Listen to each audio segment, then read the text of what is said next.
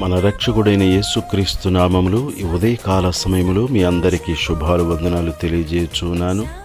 ప్రియులారా, ఈరోజు దేవుని వాక్యము అపోస్తలుడైన పౌలు తిమోతికి రాసిన మొదటి పత్రిక 2వ అధ్యాయము 1 నుండి 3 వచనములు. మనము సంపూర్ణ భక్తియు మాన్యతయు కలిగి నెమ్మదిగాను సుఖముగాను బ్రతుకు నిమిత్తము అన్నిటికంటే ముఖ్యముగా మనుషులందరి కొరకును, రాజుల కొరకును, అధికారులందరి కొరకును విజ్ఞాపనములను, ప్రార్థనలను, యాచనలను, కృతజ్ఞతాస్తుతులను చేయవలెనని హెచ్చరించుచున్నాను.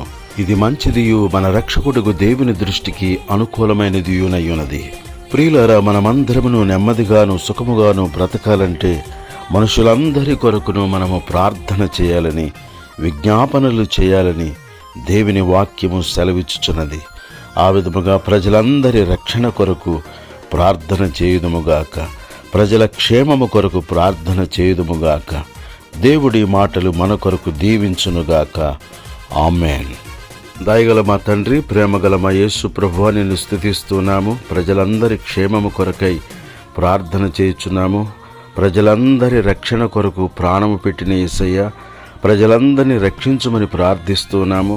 ప్రజలందరినీ స్వస్థపరచుమని ప్రార్థిస్తున్నాను. ప్రపంచ దేశాలలో శాంతి సమాధానము కలుగు చేయమని, యుద్ధ వాతావరణం తొలగించమని, తెగుళ్లు తొలగించమని, వైరస్లు తొలగించమని, గొప్ప శాంతి సమాధానము కలుగు చేయమని క్రీస్తు యేసు పరిశుద్ధమైన నామములో ప్రార్థన చేసి అడుగుచున్నాను తండ్రి.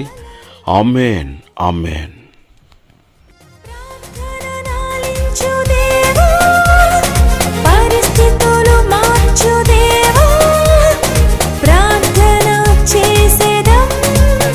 విజ్ఞాపన చేసే